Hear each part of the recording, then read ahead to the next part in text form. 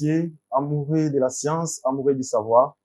Je suis très heureux de vous savoir très nombreux devant vos postes téléviseurs sur toutes les plateformes des réseaux sociaux, donc YouTube, Facebook et j'en passe, pour suivre votre magazine, La Science au service du peuple. Comme je le dis toujours, votre magazine, La Science au service du peuple, a pour mission de vous informer, de vous instruire et surtout de vous détendre dans divers domaines. Nous abordons des thématiques ayant trait à l'innovation, à la recherche, à la technologie, à la justice, à la médecine, au sport, à l'agriculture et bien d'autres que vous aurez le privilège de découvrir tout au long de notre parcours. Pour ce nouveau numéro, j'ai l'avantage de recevoir pour vous, avec lui, nous allons aborder un nouveau thème, un nouveau sujet attractif. D'ailleurs, comme vous avez hâte de savoir, notre sujet du jour sera les phénomènes Kuluna. Pour cela, j'ai avec moi un invité de marque, une bibliothèque vivante, à la personne de Monsieur Jean Mukenge. Monsieur Jean Mukenge est le directeur général de HJ Hospital, mais aussi il est avocat de la République. Bonjour, monsieur le directeur général. Bonjour, monsieur, soyez les bienvenus.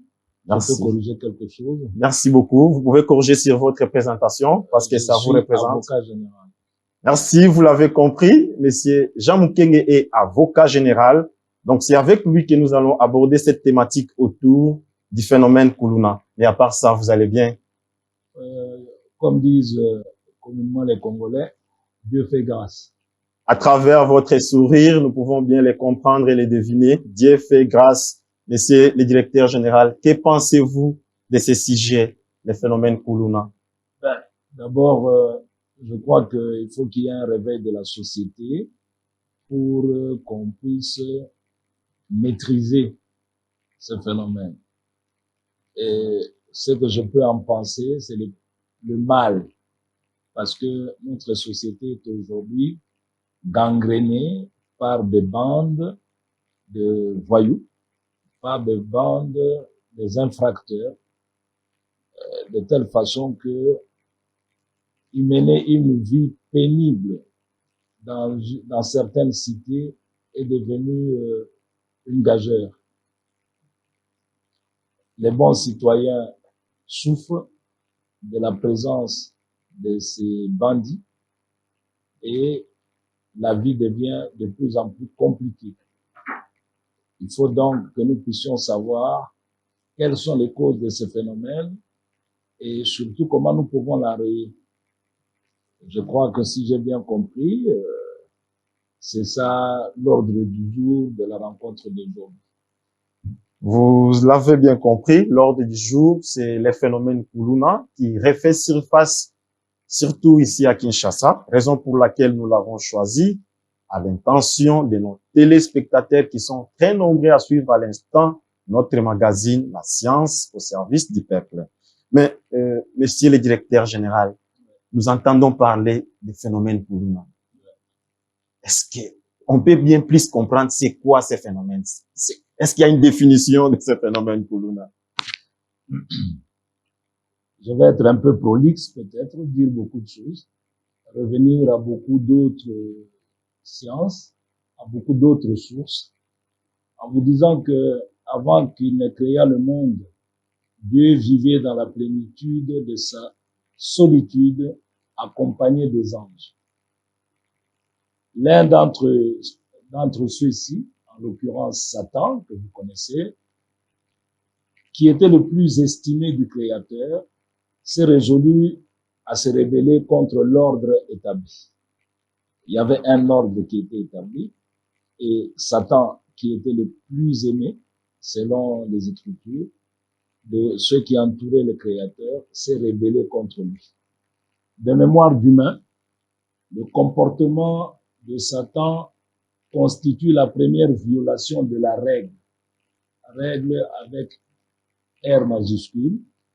Évidemment, la règle n'était pas encore codifiée, mais dira-t-on, nullum crimen sine lege Mais rétorquera-t-on, comme on dit en droit, il n'y a pas de crime sans loi.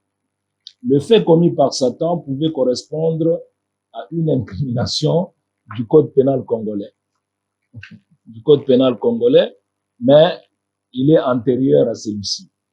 Dieu sanctionnera néanmoins cet indélicat en le précipitant dans les profondeurs de l'abîme où néanmoins il poursuivit son entreprise criminelle. Donc, je recours un peu à cette histoire. Je sais que notre peuple est un peuple croyant et qu'il est toujours bon dans la vie de revenir à ses sources pour mieux appréhender le chemin à suivre en vue d'atteindre un avenir meilleur. La première communauté humaine fut marquée aussi par le meurtre d'Abel, par son frère Caïn. Dieu lui infligea la peine de l'éloignement. Jusqu'à ce jour, il tourne sans fin, incarné dans le tourbillon. Ça, c'est la deuxième chose qu'il faut retenir dans l'histoire de l'humanité. Ces deux exemples nous permettent d'indiquer que le crime est consubstantiel à l'espèce humaine et à la communauté des êtres. C'est-à-dire, en fait, le crime est présent parmi nous depuis notre présence sur Terre. Comme la société, le crime mute, change de nature,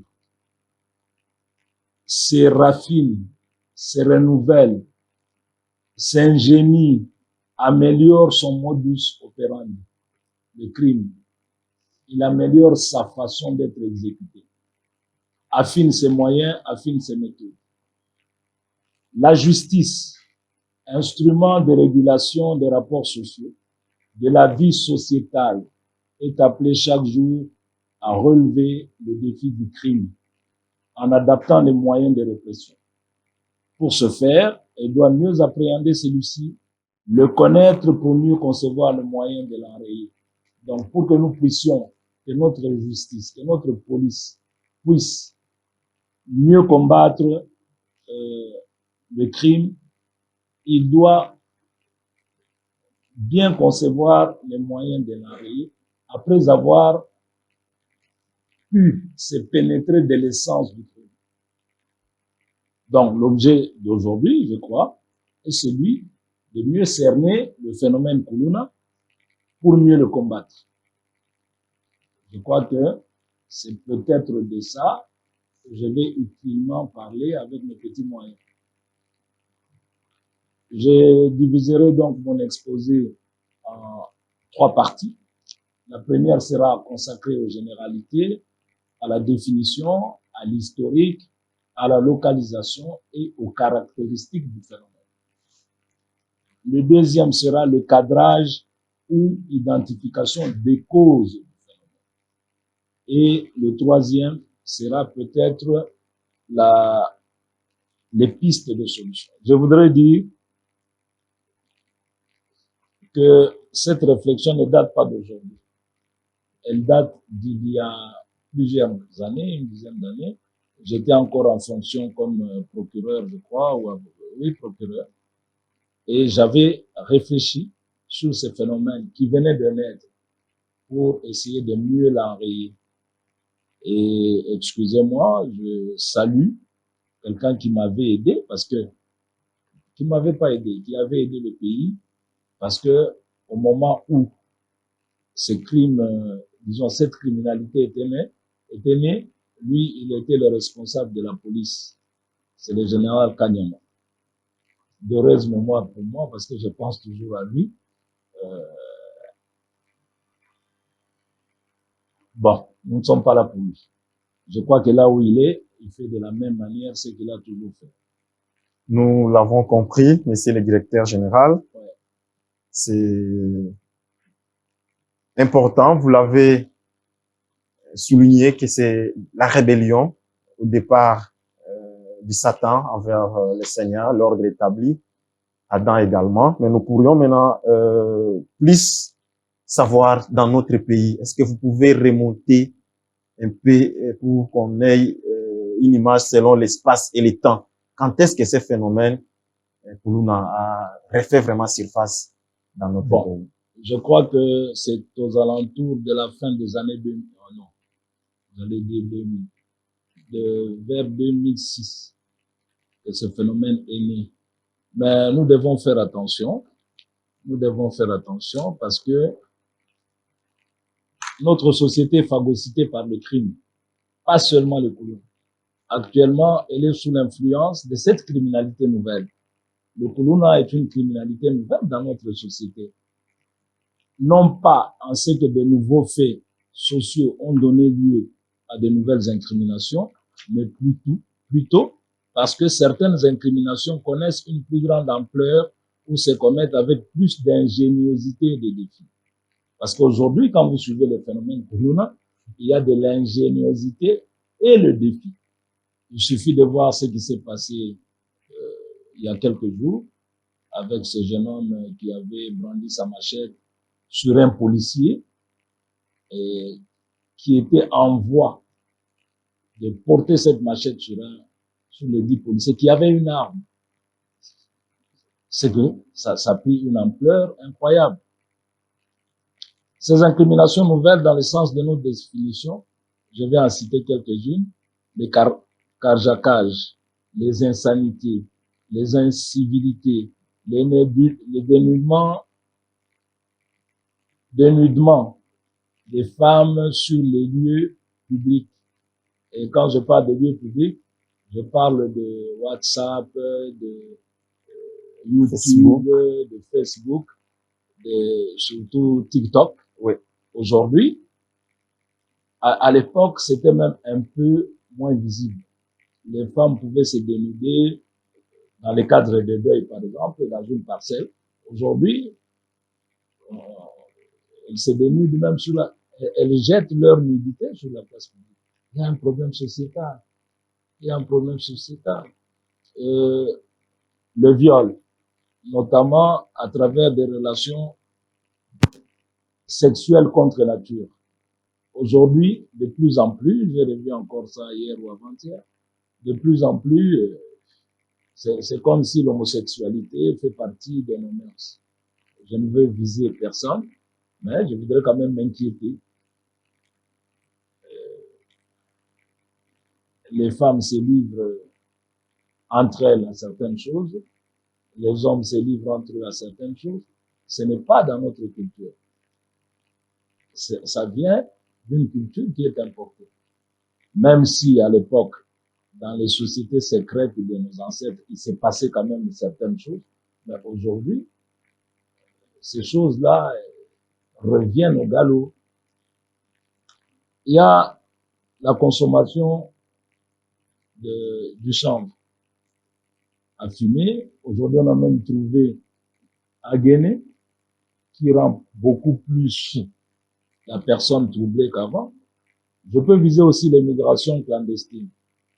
Combien de nôtres ont tenté de rejoindre l'Europe et sont restés dans les eaux, dans la Méditerranée, tout ça. Et les familles n'ont même pas pu faire quoi que ce soit pour enterrer. Et j'ai fini par là, les affrontements entre jeunes de quartier. Aujourd'hui, les jeunes s'affrontent entre eux. C'est déjà un problème. Alors, il y a eu le phénomène Ngoulou.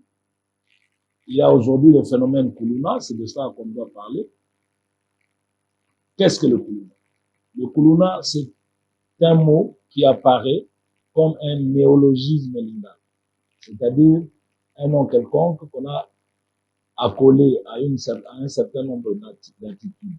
C'est un néologisme, donc un mot inventé qui vient. Donc, même les personnes concernées n'arrivent pas à préciser ni l'origine, ni le vrai sens du mot. Aujourd'hui, si vous êtes des journalistes, je crois, si je m'autorisais aussi à vous poser des questions, les Koulouna veut dire quoi? Je crois que nous serons tous en difficulté de le dire.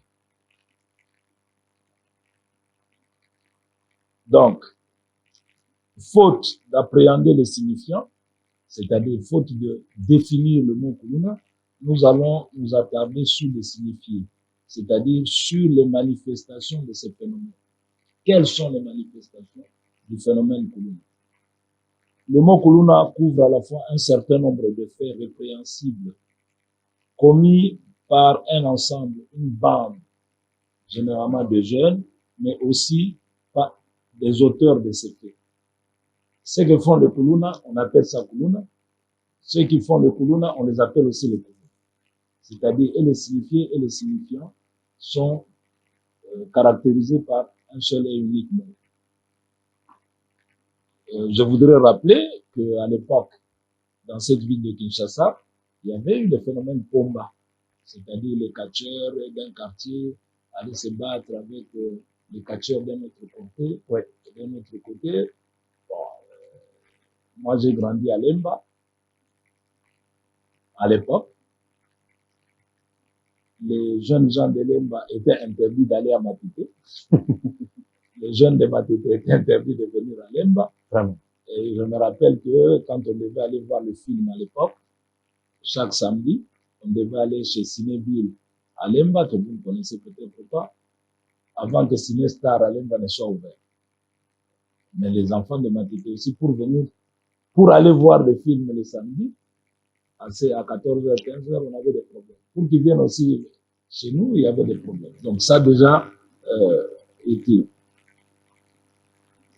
Donc, ainsi défini, ainsi caractérisé, le phénomène Kuluna n'était à l'origine que destiné pour chaque groupe ou bande à marquer son territoire, à le protéger, à empêcher qu'il ne soit envahi par l'étranger, par le venant, par les jeunes d'ailleurs. C'est ça au départ. C'est-à-dire les jeunes du quartier s'organisaient pour empêcher que les autres jeunes du quartier ne viennent perturber leur vie. Et pourquoi? Le menu boulot du quartier était réservé aux jeunes y résidents. Les jeunes filles du quartier ne pouvaient être conquises que par les jeunes garçons. Ne pouvaient jamais être conquises par les garçons qui venaient d'ailleurs. Je ne sais pas si je me fais comprendre. Je vous comprends très attentivement. Mais tout à l'heure, là, je voudrais qu'on revienne un peu sur une question qui fait vraiment l'actualité. Ouais. Vous l'avez évoqué tout à l'heure, là, les scandales qui datent de quelques jours où nous avons vu une altercation entre un prétendu Kuluna et un élément de la police nationale congolaise. Je voudrais que vous, parce qu'il y a des commentaires dans tous les sens. Les uns disent le policier a mal fait, les autres disent non, il fallait pas qu'il fasse, qu'il agisse. Est-ce que vous pouvez faire un commentaire là-dessus? Oui, je peux dire ce que j'en pense. D'abord, je déplore ce qui est arrivé. Deuxième élément, ce qui est arrivé démontre qu'il existe présentement un gros déséquilibre dans notre société, parce qu'à l'époque où la société était équilibrée, un jeune homme ne pouvait pas, un jeune de cet âge-là, ne pouvait pas, disons, défier un policier qui était armé. Si j'ai bien suivi les images qui ont été publiées, le jeune homme portait sur lui une machette. Une machette Tramontina. Tramontina. Et d'ailleurs, même le mot Tramontina, ça doit faire peur. Il paraît que c'est une des machettes les plus aiguisées. Il a sorti sa machette, si j'ai bien vu. Il ne l'avait pas en main, il l'avait dans son corps, dans ses habits. Il a sorti la machette devant le policier. Qu'est-ce que le policier devait faire? Soit se laisser tuer, soit réagir. Et je crois, si c'était une manifestation publique où il y avait beaucoup de gens, le policier allait lancer ce qu'on appelle une sommation. On leur enseigne ça jusqu'à aujourd'hui. Le policier allait crier à haute voix que les bons citoyens se retirent, nous allons faire usage des armes. C'est une sommation. Il la répète 3-4 fois et il peut faire usage des armes. Or là, c'est un face à face. La vie du policier était aussi en danger. Je crois que même quand vous regardez là où le jeune homme a été atteint par le coup de feu, c'est sur son pied. Je ne sais pas si je me trompe. Oui. C'est-à-dire, le policier, je pense, je me mets à sa place, n'avait pas pour objectif de la battre. Il avait pour objectif de lui faire peur. Mais le jeune homme, apparemment, il n'avait même pas peur.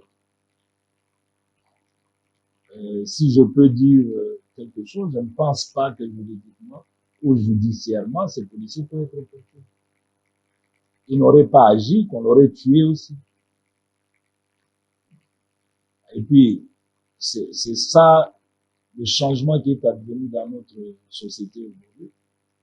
À l'époque, quand nous grandissions, voir le policier, voir quelqu'un habillé en tenue de policier, vous impose respect et recul. Et si je me souviens bien, quand vous tenez la tenue d'un policier, d'un militaire, vous la déchirez, mais c'était grave. Aujourd'hui, la tenue là, c'est une représentation de l'autorité. Quand on touche à une tenue de policier, quand on touche à une tenue de militaire, c'est qu'on défie toute la société.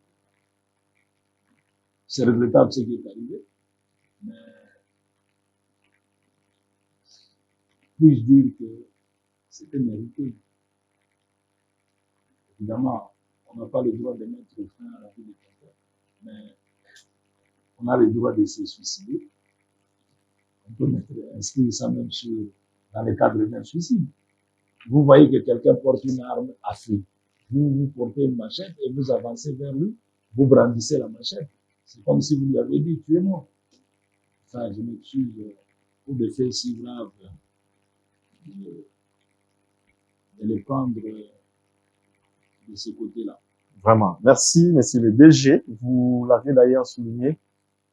Vous avez évoqué quelques causes, notamment les jeunes des quartiers en guise de protection qui veulent bien s'imposer, faire les marquages. Je rappelle à l'attention de l'opinion qui est en train de nous suivre, vous êtes très nombreux. Monsieur le directeur général de l'hôpital HJ, parmi ceux qui ont, les personnes qui ont, les rares personnes qui ont écrit, qui ont griffonné quelque chose sur les Kuluna d'ailleurs. Il a eu le privilège de les présenter en 2009 dans le cours des ateliers qu'il a animé avec le magistrat et consorts. À côté des causes que vous avez épinglées, quelles sont les pistes de solutions que vous préconisez pour le Kuluna? Bon, je vais revenir à une cause fondamentale.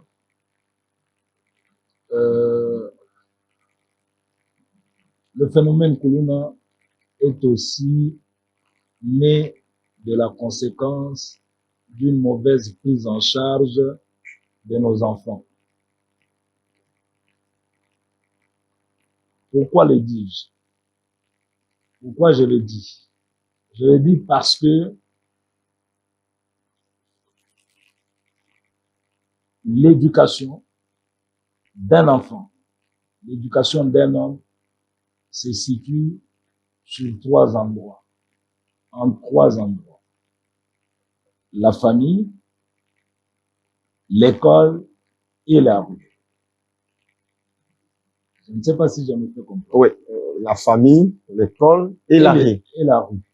C'est-à-dire, quand un enfant naît, il est pris en charge par ses parents.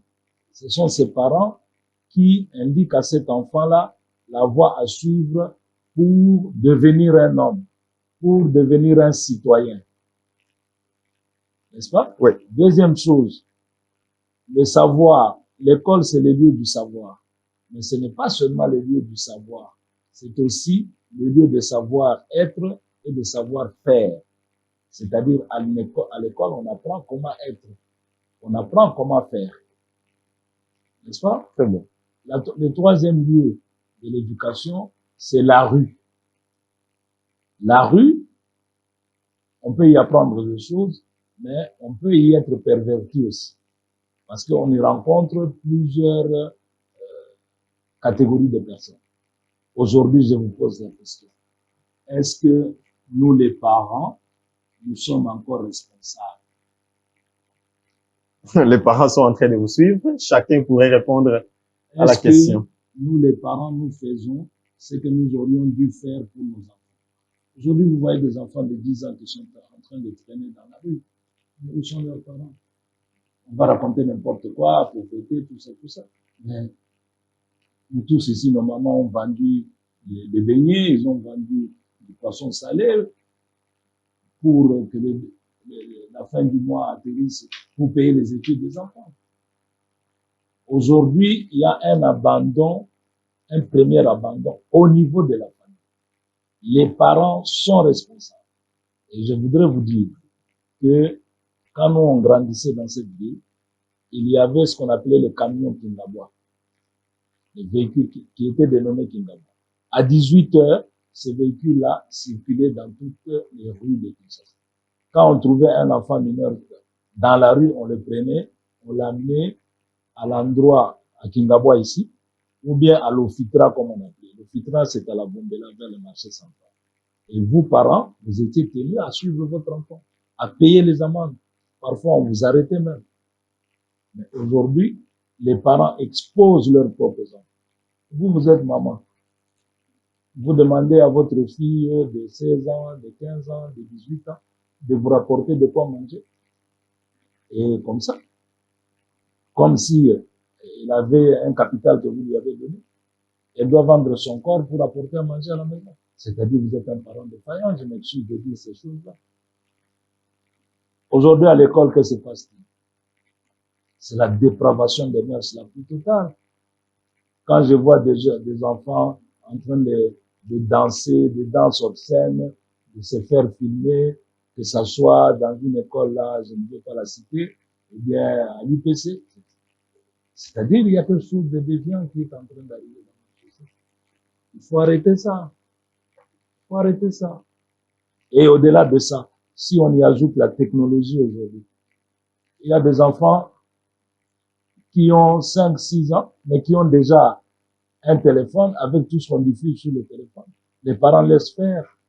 Les parents, nous devrions encadrer nos enfants, même pour l'usage du téléphone. Si un enfant commence à regarder déjà certaines obscénités sur son téléphone, quel avenir vous lui donnez? Quel avenir vous lui donnez? Donc, je me résume. Premier responsable, la famille. Deuxième responsable, l'école. Troisième responsable, la rue. Troisième responsable est la rue. Ouais. Je me demande si l'État pourrait occuper aussi une place. C'est une question à répondre, mais nous voudrions savoir quelles sont les pistes pour tenter d'endiguer ces phénomènes.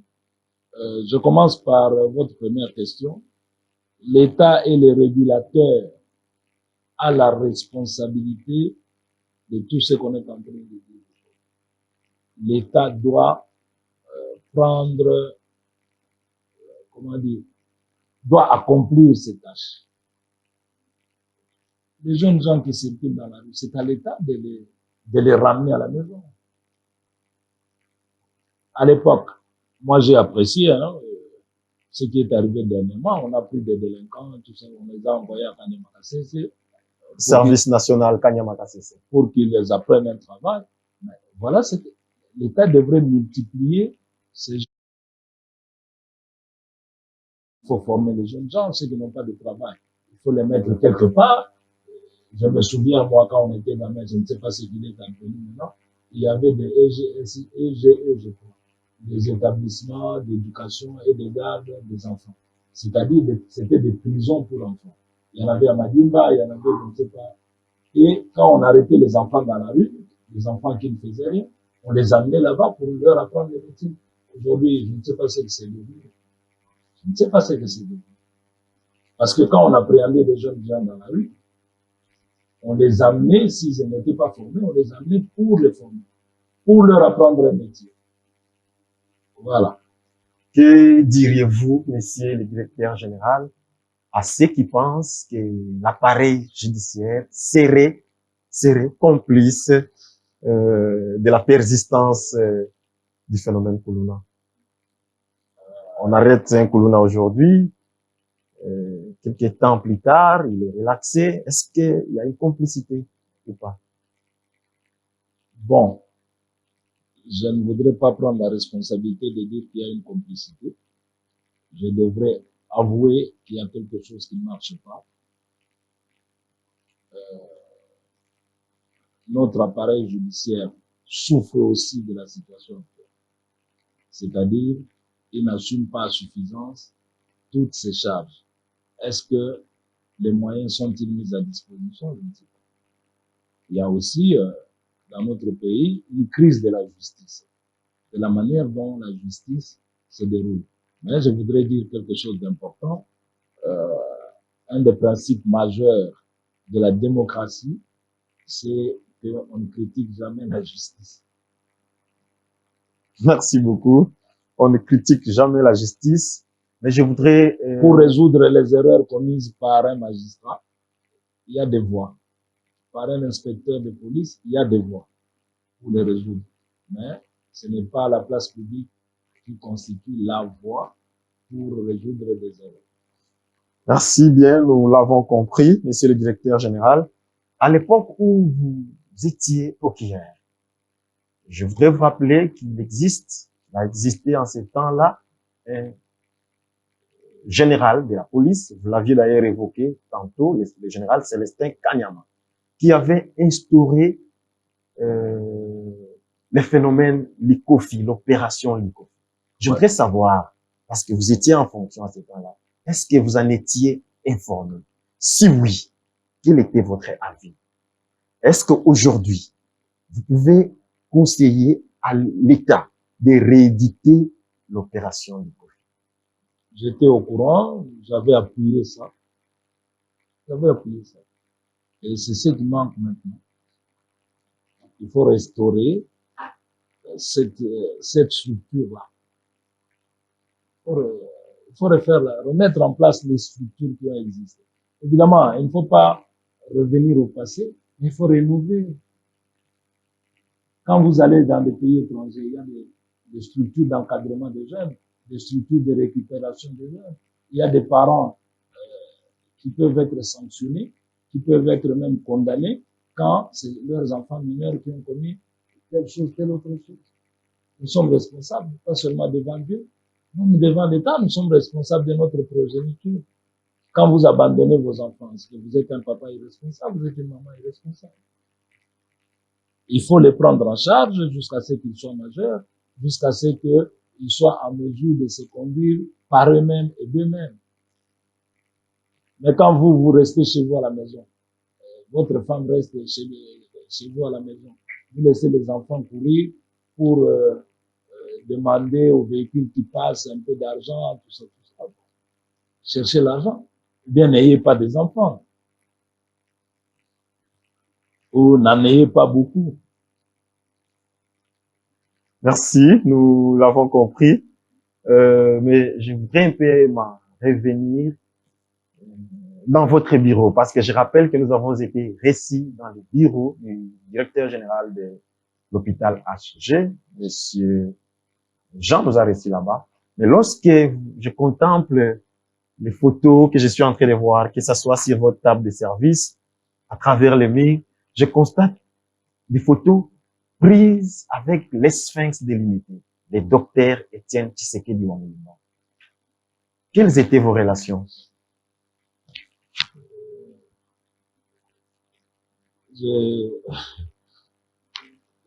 me suis toujours réservé d'en parler, mais je dois vous dire une chose. Hein. Chacun d'entre nous dans sa vie doit avoir quelqu'un qui l'a marqué, quelqu'un qu'il peut copier, qu'il doit copier. Bon. J'étais procureur de la République de la Gombe, et de Matete d'abord, et Limete, c'était sous ma juridiction. Et beaucoup de choses qui s'est passées à Limete revenaient d'abord vers moi. J'avais cette malchance ou cette belle chance d'avoir les grands noms de la politique du Congo résidant ici. Il n'y avait pas seulement feu Étienne Tshisekedi Wamulumba d'heureuse mémoire, il y avait aussi le vieux Antoine Bizenga. Et je devais intervenir dans beaucoup de situations qui les concernent. Et j'ai eu aussi la chance d'être membre de la conférence nationale souveraine à laquelle Tshisekedi Mulumba a participé de manière marquante et je le consultais souvent pour avoir de lui des orientations, pour savoir, je vous ai dit peut-être que j'étais rapporteur de la commission de l'éthique, rapporteur général. C'est-à-dire, les jeunes sont obligés d'aller vers ceux qui connaissent, d'aller vers ceux qui ont vécu pour pouvoir se former eux-mêmes. Et je le fréquentais à la maison. Chaque fois que j'avais besoin de quelque chose sur le plan de la manière d'être, j'allais vers lui. Et à lui de dire aussi que si je peux dire, c'est peut-être le dernier mot, j'espère, si je peux dire quelque chose d'un peu gauche, je dirais que si j'ai commis des fautes dans ma carrière de magistrat, certaines d'entre elles étaient destinées à sauver la vie de certaines personnes, à sauver l'application correcte des lois de la République. Il m'a été donné, si j'ai le temps d'écrire mes mémoires, je les dirai, il m'a été donné d'aller chez le Dieu pour lui dire que faites attention, j'ai été informé qu'un attentat contre votre personne se prépare. Je ne pouvais pas être complice. À l'époque, être procureur, c'était quoi? On était fréquenté même par les ambassades. On était fréquenté par les services de renseignement étranger. Et on savait certaines choses. Vous savez que je vous dise quelque chose? Allez-y, La dernière, vous avez encore le temps? Oui, allez-y, une minute pour ça. Il est Premier ministre de la République. Il y a eu un accord entre Mobutu et lui. Mobutu l'a nommé Premier ministre. Et il était dans son cabinet, alors même que dehors, on préparait son élimination physique. Et j'ai été informé par une ambassade étrangère sur ce cas-là. Je suis allé, j'ai essayé, non, l'ambassadeur, je ne vais pas citer lequel, l'ambassadeur m'a appelé pour me dire, monsieur le procureur, mais on veut atteindre le Premier ministre pour une information importante. Est-ce que, il paraît que vous pouvez, parce qu'il ne prend pas le téléphone. Moi, j'ai dit, ok, j'ai pris mon téléphone, j'ai appelé son directeur de cabinet, qui est vivant, pour lui dire qu'il y avait telle chose, telle chose, telle chose, qui s'est préparée.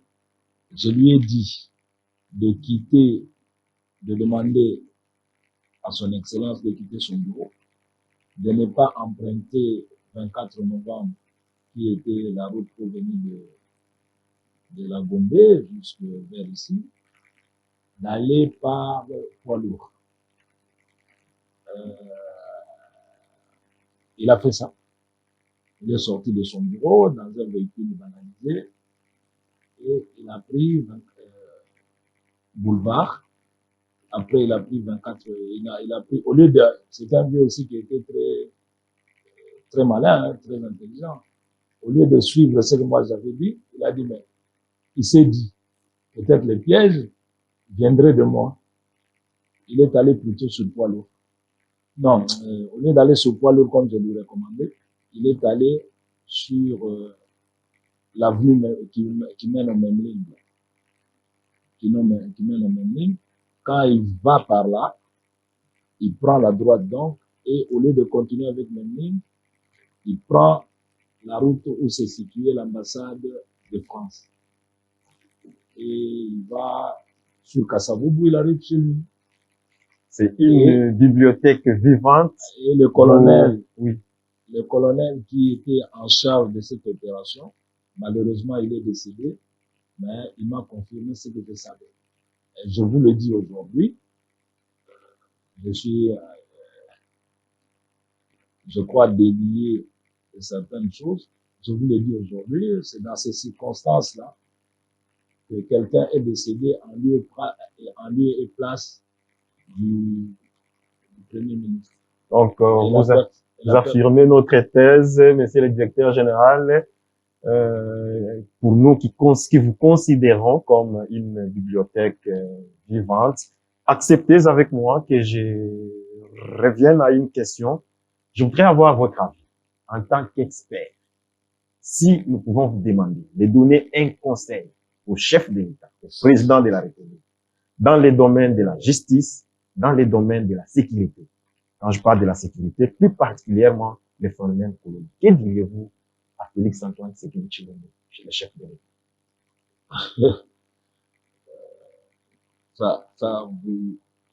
Vous me mettez une colle. Hein. Finissons d'abord avec Étienne Tshisekedi. Très bien. Parce que la conclusion est assez importante pour moi. Quand, et ça c'est le colonel en question, c'est le colonel Lémy qui me le dit, quand Étienne Tshisekedi prend l'avenue l'avenue de l'ambassade, le cortège mortel là qui le pourchassait a cru qu'il était rentré dans l'ambassade. Et les militaires sont sortis de là pour entrer dans l'ambassade pour l'arrêter. Je ne voudrais pas dire plus, mais c'est dans ces circonstances-là que est décédé l'ambassadeur de France en ce moment, qui s'appelait Philippe Bernard. Il a été abattu dans l'ambassade. D'ailleurs, vous êtes encore trop jeune. Je crois que la France n'en a jamais fait un gros problème. Je crois que la famille a été dédommagée. Au chef de l'État. Un conseil à donner. En ce qui concerne la justice, la sécurité. La justice et la sécurité sont deux piliers énormes de la démocratie. Le seul conseil, il est le magistrat suprême, comme on dit. C'est-à-dire, il est au-dessus de tous les magistrats. Il est au-dessus de tous les services de renseignement. Ce que je peux lui dire, moi, c'est de porter son attention la plus profonde sur les deux services. Parce que ce sont ces services-là qui créent l'équilibre dans une démocratie. Merci beaucoup, monsieur le directeur général. Est-ce que vous pourriez avoir un mot de la fin? Regardez la caméra et dites-le. Je vous remercie. Je crois que, vous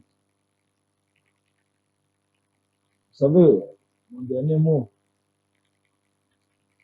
je l'emprunte d'un proverbe ou bien de l'écrit d'un auteur africain. Je ne me rappelle plus son nom. Qui disait ceci, la bouche d'un vieil homme pue, mais il en sort souvent la vérité. Merci, je me considère comme quelqu'un